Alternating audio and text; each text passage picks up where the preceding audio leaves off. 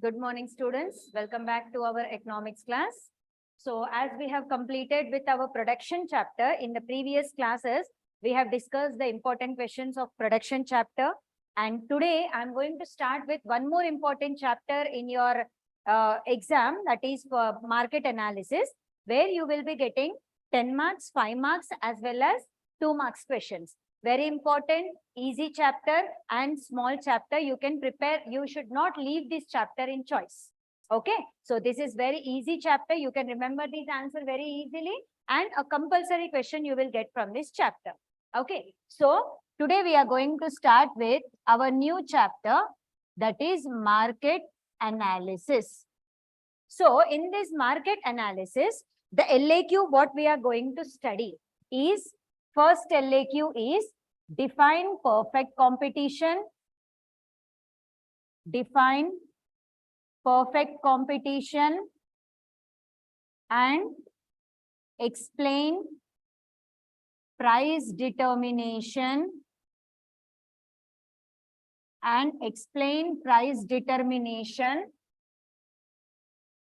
under perfect competition. So your question, the important, very important 10 marks question. Okay. So almost every time, like you can see previously what all questions we have discussed in that: law of diminishing marginal utility, 1 LAQ, law of variable proportions, or law of returns to scale.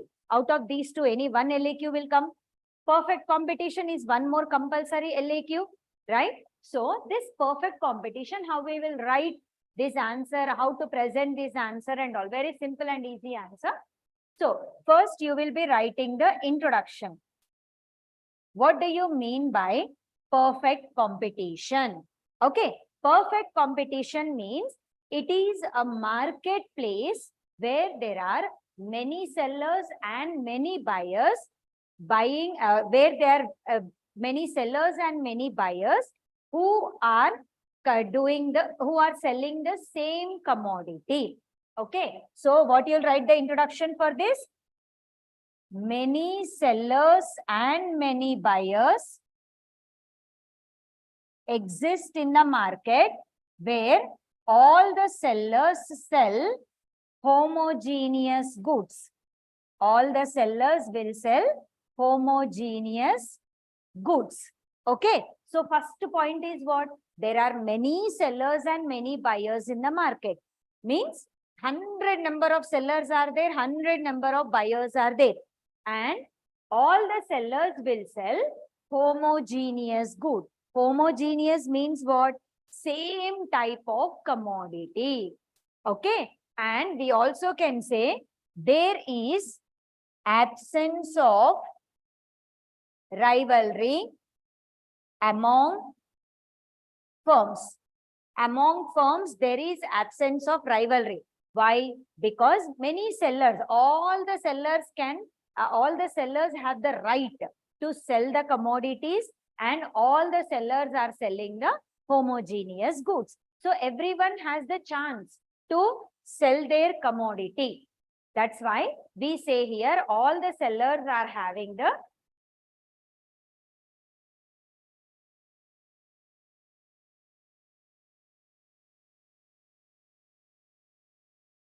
So as we can say here,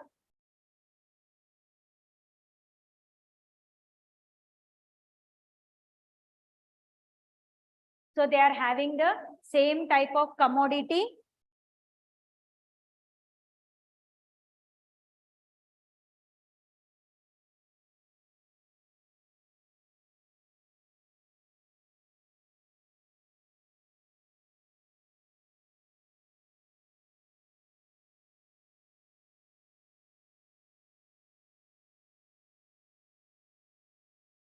So there is absence of rivalry among the firm.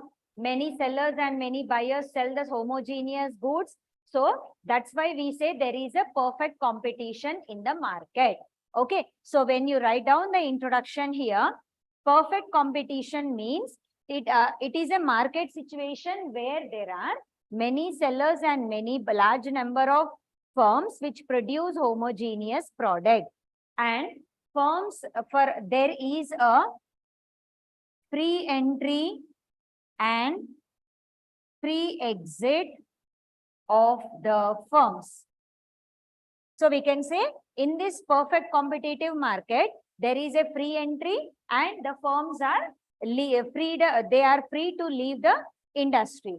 And also we can say there is an absence of transport cost. Okay, so this is how we define the perfect competition. Now, let us see the features of this perfect competition. So you have to explain the features also. Okay, first one,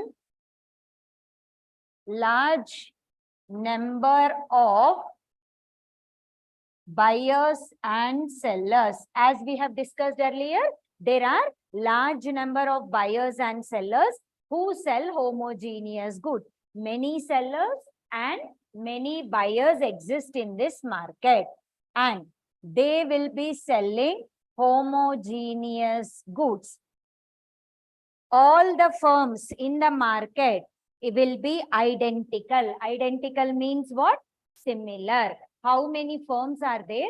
All the firms will be producing same type of commodity. So we can say that all the products in these market are perfect substitute. So how many firms are producing the product? They are perfect substitute to each other. Like for perfect competition, we can take an example of agriculture. In agriculture, farmers are producing rice. For example, rice, if you take, all the farmers will produce same type of rice. They are substituted with each other easily.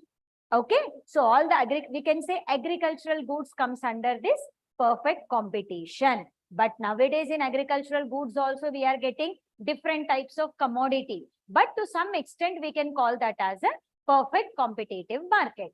So the goods are homogeneous, the goods are perfect substitute to each other. And another feature is there is absence of artificial restrictions. So in perfect competition, there is absence of artificial restriction. Artificial restrictions means in the market, sellers can sell freely the goods, freely in the sense without any restrictions from the government or without any restrictions from the market. They can sell their products in the market. So there are no artificial restrictions. Sellers are free to sell their goods to any buyer, and buyers are free to buy the goods from any sellers. Like the agency or the government will not have any restriction on supply, demand or price of the commodity. So that's why we say there is absence of artificial restrictions. Another feature in perfect competition is there is free entry and free exit of the firms. Means whenever the firm needs, they can enter the industry.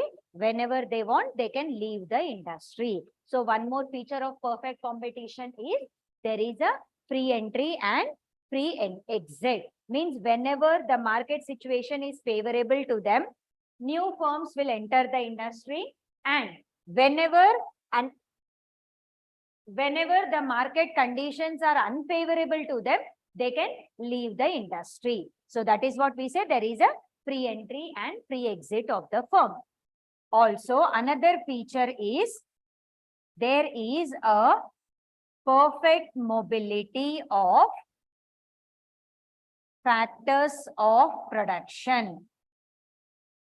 Perfect mobility of factors of production.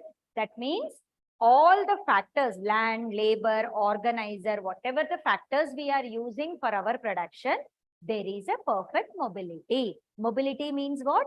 Movement. As all the firms are producing same type of commodity, one labor can be easily shifted to another firm. because all the firms are doing same type of commodity. Okay, got the point? Mobility here. Mobility means easy movable from one firm to another firm. Not only labor, all the factors can be mobilized because all the firms are producing the homogeneous goods. That is the reason there is a perfect mobility of factors of production. And also we can say there is an absence of transport cost. Absence of transport cost here. Why? Because many sellers are there. All the sellers are selling the same type of commodity. So you need not transport your firm product to any other place because many sellers are there throughout the places. So you need not transport your goods to other places. So we can say there is absence of transportation cost. And also there should be having the perfect knowledge of market.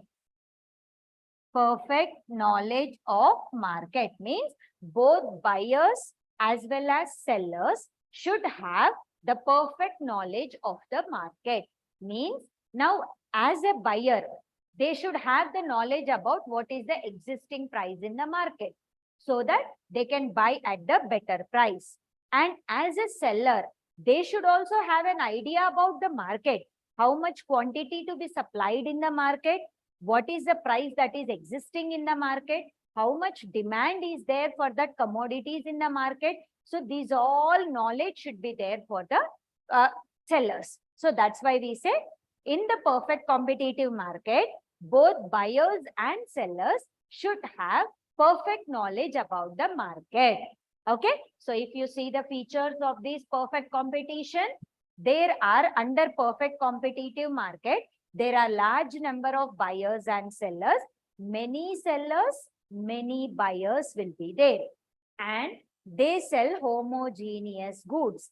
All the firms produce the goods which are similar to each other. And one good can be substituted with another. So we can say whatever the goods that are produced by the producers, these goods are perfect substitutes to each other. And there is absence of artificial restrictions. Neither seller nor buyer will have any restrictions. Seller is free to sell the goods.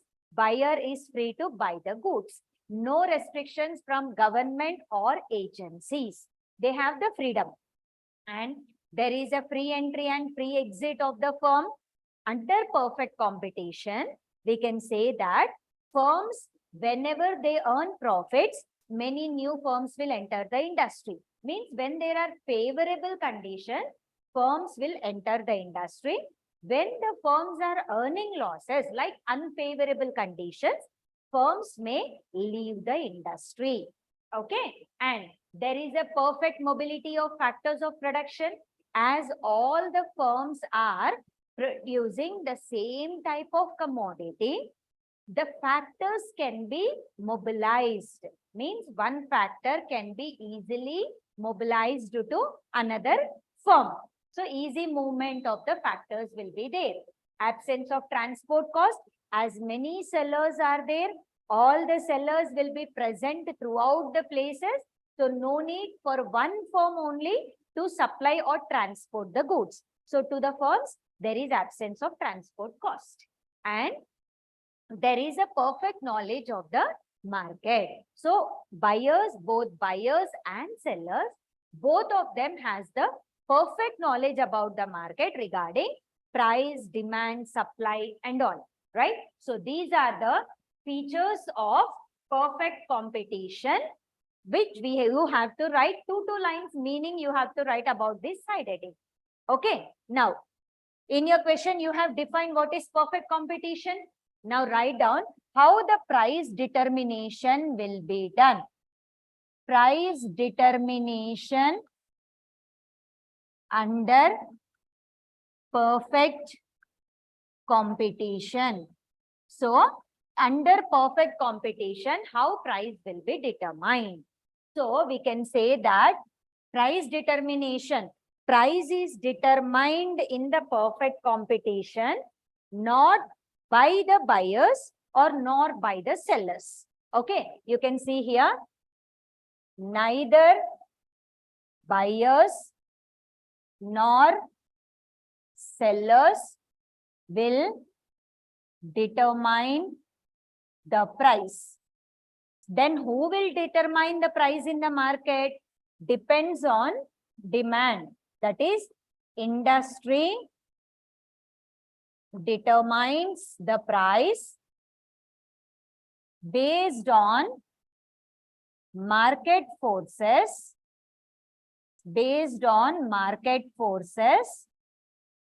demand and supply. You can see here, neither buyer nor seller will determine the price. Why? Because there are many sellers. So in that many sellers, who will decide the price? Right? Buyers also, there are many buyers, large number of buyers are there. Then who will determine the price? That is the reason industry. Industry means what? Group of firms is called as an industry. Okay, so this industry will determine the price based on market forces, demand and supply. Okay, how much demand is there? How much supply is there? Means one price, what is the demand? At one price, what is the supply? Where both demand and supply are equal, that will be the market price. So just see how price is determined over here. I said industry determines the price based on market forces, demand and supply. So now let us see how this price will be determined. So table and graph we will take and we will explain the price determination here. So first in the table, price, quantity demanded and quantity supplied. Okay, so just see the table, try to understand the table over here. For example, if price is 10 rupees, for example, we want to purchase now mango season is there. We want to get the mangoes in the market. As a buyer, if price is 10 rupees, what I will do? I will demand more quantity, because as a consumer, when price is less, demand will be more. So I take 60 kgs. So this will be in kgs and supply also will be in kgs. Okay, when price is 10 rupees, I am demanding 60 kgs. When price increases to 20 rupees, as the price increases, demand decreases. So I may take less quantity. Still the price is increasing, my demand decreasing. Price increasing to 40, demand decreasing to 30. Price increasing to 50, I will demand only 20 kgs. Okay, so this way, as the price is increasing, demand is decreasing. That we have studied with the help of law of demand. In our previous classes, we have studied law of demand. When price increases, demand decreases. Now, similarly, we will do the supply. In law of supply, what we have studied, like in previous classes, we have studied. Law of supply explains that when price increases, supply also increases, because producer wants more profits.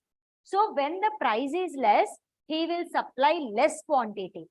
When price is high, he will supply more quantity. So here we can say that when price is 10 rupees, supply will be 20 units, because price is less, supply is also less. As the price increases, supply increases. When price is 30, 40, when price is 40, 50 kgs he will supply. When price is 50, 60 kgs he will supply. So got this one? Now law of supply is applied over here. When the price is low, less quantity supplied by the producer. When price is high, more quantity is supplied by the producer. So how industry will determine the price here? Where the price where demand and supply both are equal.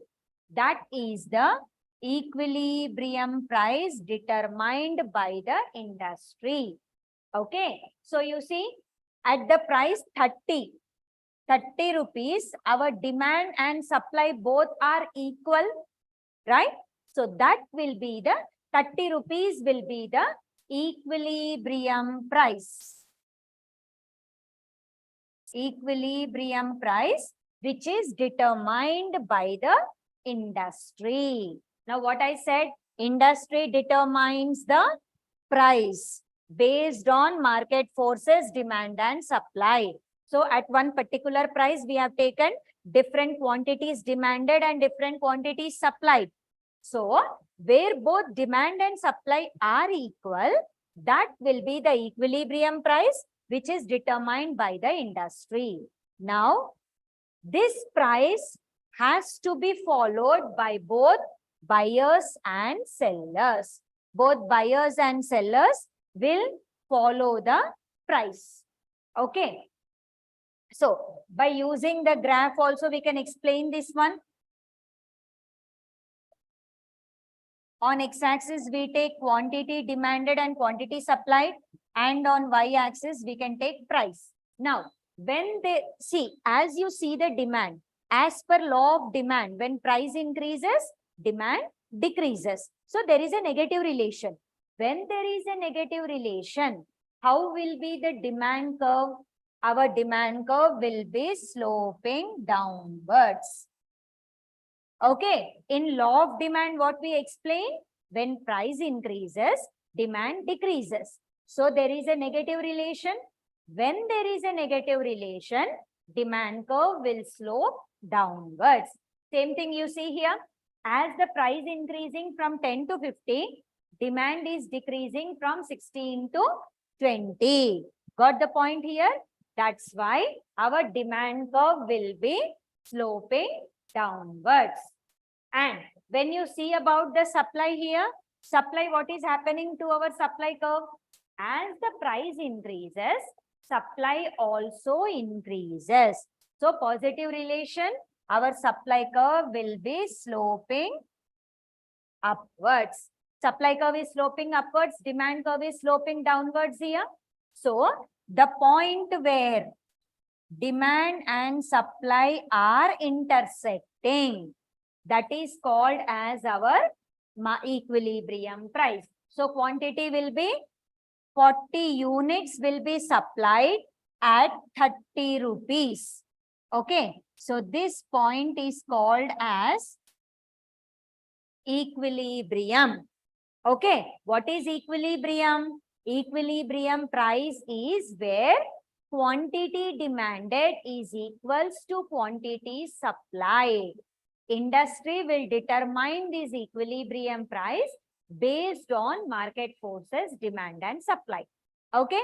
So this is how equilibrium price. Now what is the equilibrium price? 30 rupees is the equilibrium price.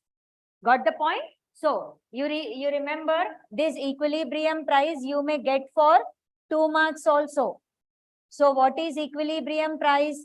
Equilibrium price is the point where quantity demanded in the market is equals to quantity supplied. Okay. So that point is called as equilibrium price. Understood the concept here? So for 2 marks, if you get, you just do this graph and write down the point where E is the equilibrium point, where market demand is equals to the supply. Clear? So this is how price is determined by the industry under perfect competition. Clear? So just see what is perfect competition here. Perfect competition is a market situation where there are many buyers and many sellers who sell. All the firms produce homogeneous goods. Okay, instead of sellers sell, you can write all firms produce homogeneous goods. There is absence of rivalry among the firms and there is a free entry and free exit of the firms. Okay, so this is how you will explain the perfect competition. Hope you understood the introduction. Then next you have features. There are large number of buyers and sellers. As many buyers and many sellers are there, we can say all the firms are price takers. Price takers means what? They won't decide the price. They will take the price what is given by the industry. Now, as we have seen price determination, industry will decide the price. So that will be followed by all the firms in an industry. Okay. Now, all the goods are homogeneous. All the firms produce the same type of commodity. All the goods by the firms are perfect substitute to each other. Two lines you write about the main introduction. Free entry and absence of artificial restriction. As there are many sellers and many buyers, there is an absence of artificial restriction. Neither seller is restricted to sell, neither buyer is restricted to buy. Means there is a freedom for both buyers and sellers from government as well as agencies in the market. There are no artificial restrictions. And free entry and free exit of the firms. There is a free entry as well as free exit. Whenever the firm earns profits, many new firms may enter the industry. Whenever the firms are earning losses, many firms may leave the industry. And perfect mobility of factors of production. As all the firms are producing the same type of commodity, factors of production, land, labor, capital can be easily movable. Mobility will be there from one firm to another firm. Absence of transport cost, as many sellers are selling the same type of commodity, one firm will not transport here. So firms will not incur the transport cost. And both buyers and sellers should have the perfect knowledge of the market. Okay, so these are the features of our perfect competition.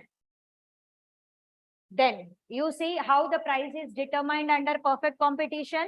Under perfect competition, neither industry nor neither buyer nor the seller will determine the price. Only industry will determine the price based on market forces, demand and supply. Okay, because many sellers are there, they cannot decide the price. Many buyers are there, buyers cannot determine the price. So industry means what? Group of firms. Together we call them as an industry.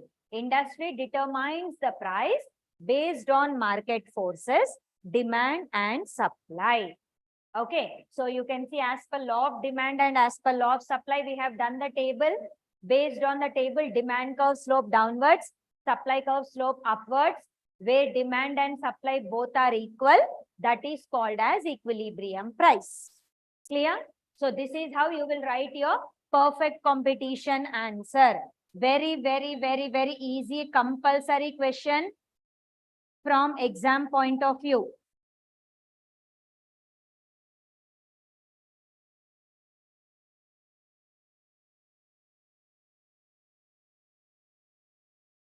So this perfect competition, as I told you, it is compulsory. Very easy and simple question.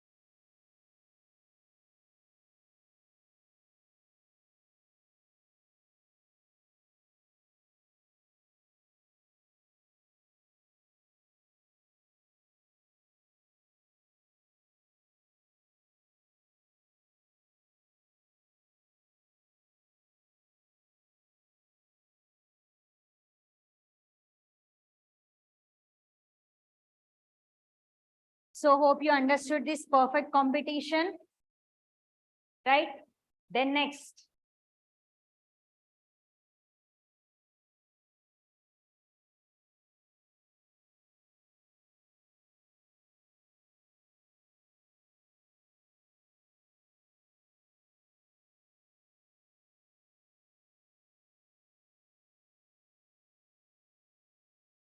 Okay, now we will start with another question, that is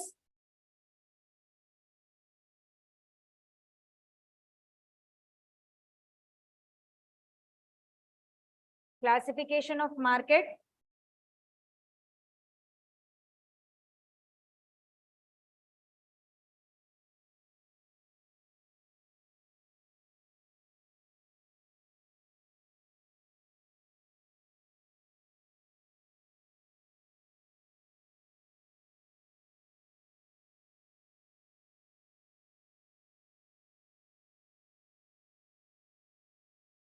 Classification of market, right? This is one more question which is important for your SAQ.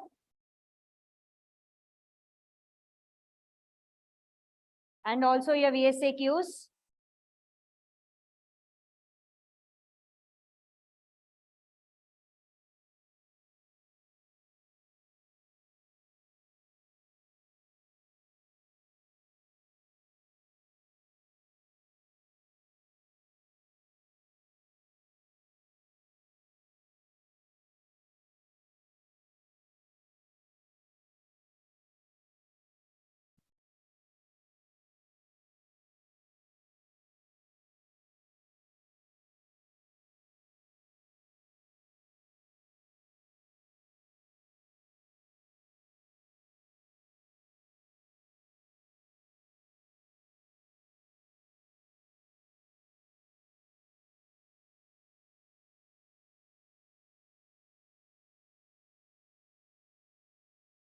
Okay, so in this classification of market,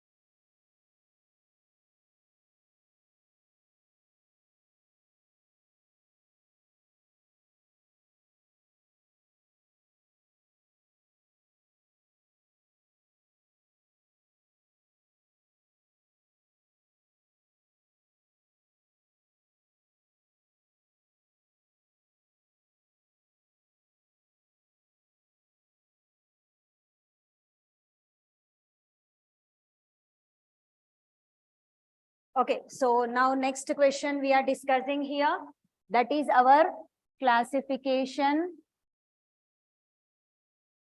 of market. So in classification of market, generally whenever we study about market, market is classified into different types of market depending on various categories. So first, see the classification over here, based on area, based on time, and based on competition.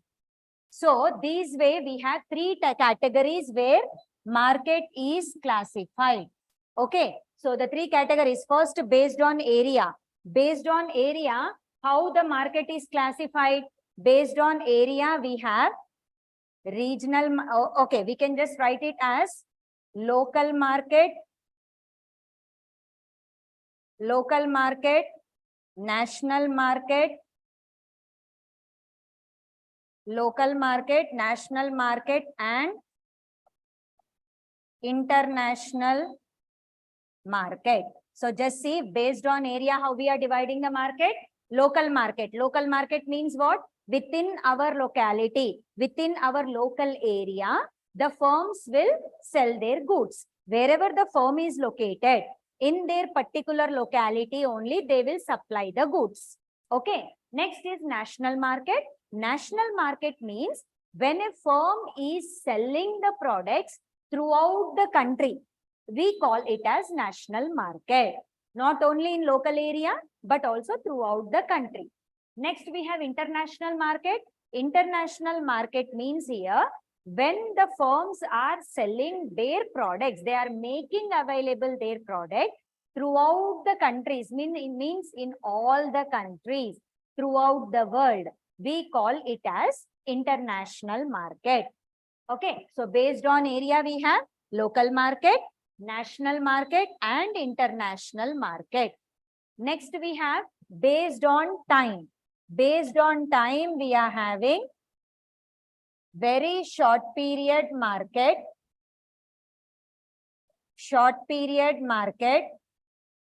and long period market. Just see here, very short period. Very short period means what? Where the supplier, the firm, cannot make changes to the supply.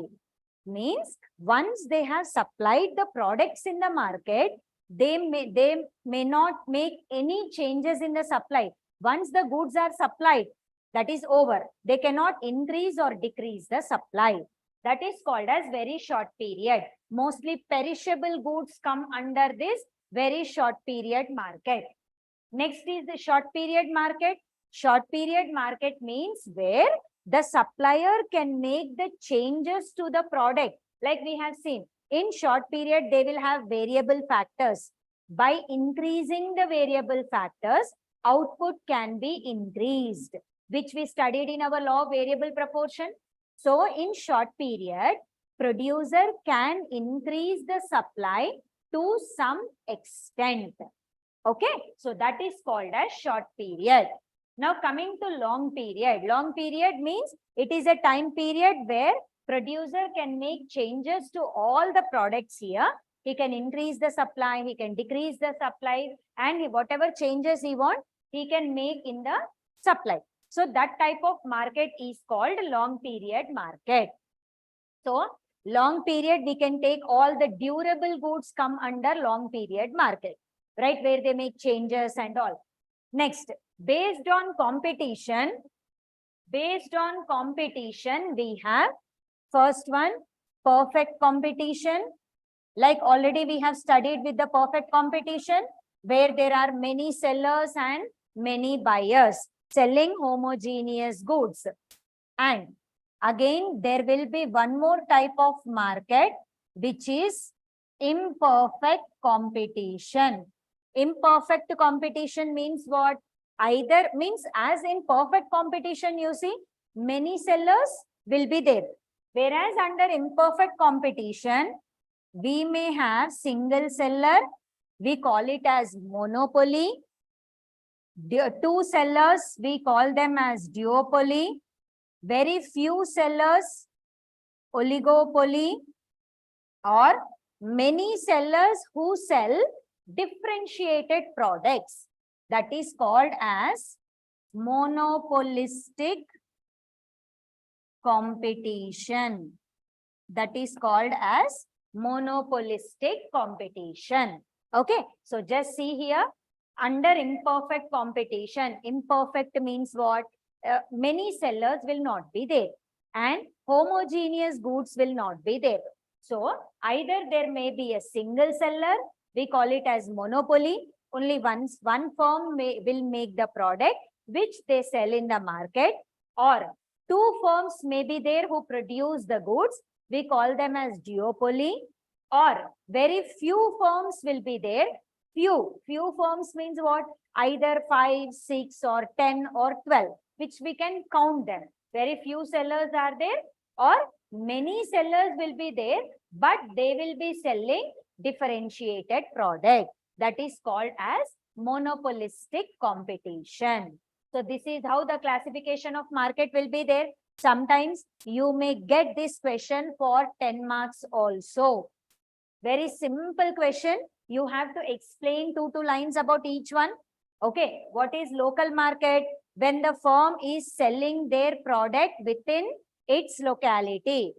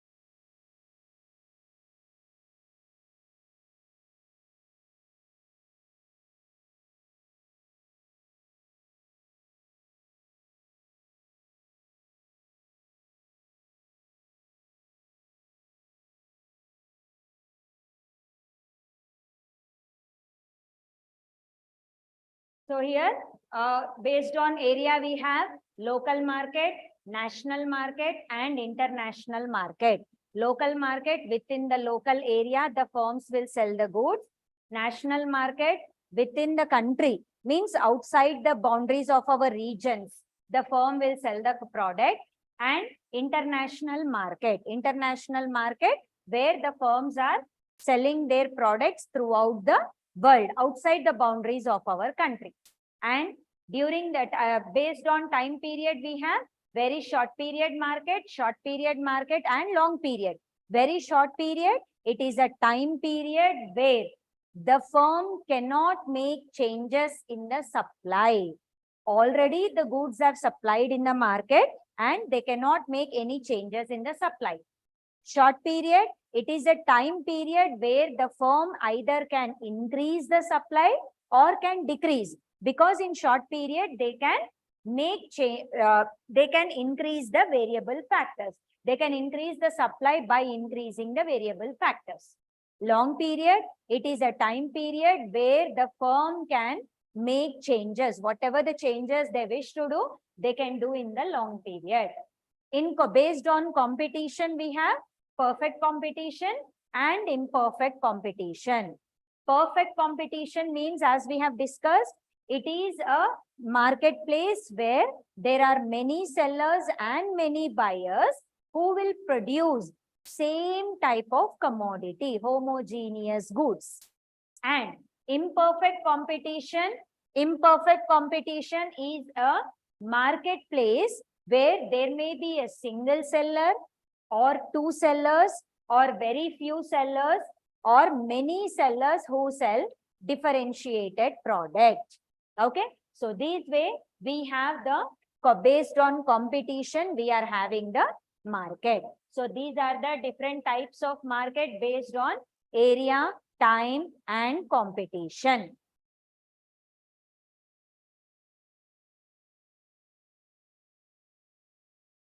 So just go through this one.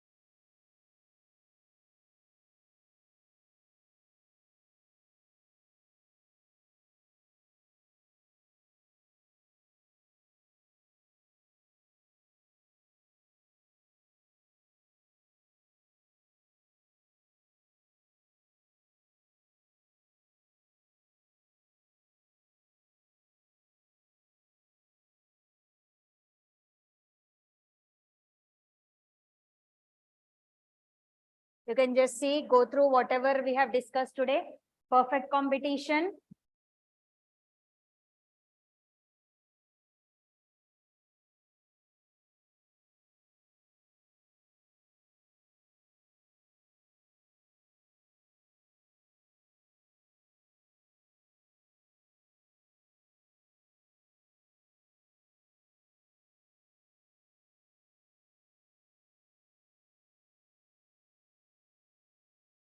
Features of perfect competition: large number of buyers and sellers, homogeneous goods, absence of artificial restrictions, free entry and free exit, perfect mobility of factors of production, absence of transport cost, perfect knowledge of the market. So you have to just remember these points.